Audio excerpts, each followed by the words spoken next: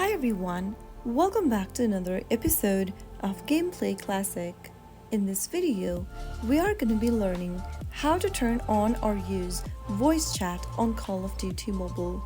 To turn on voice chat in Call of Duty Mobile is a straightforward process.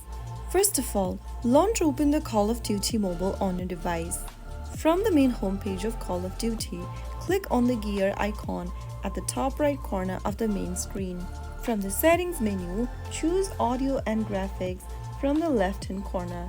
Now select audio from the top and then scroll down from the audio section and click on the on button right under voice chat. You can also adjust the microphone volume and the voice chat's volume from the right hand side sliders. After you toggle on these options, you will be able to enable voice chat. Now you should be able to communicate with your teammates during matches.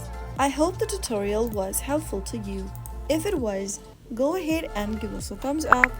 Don't forget to subscribe to the channel by hitting the subscribe button. Press the bell icon so that you'll never miss another upcoming upload from us. I will be back again in the next video. Thank you for watching.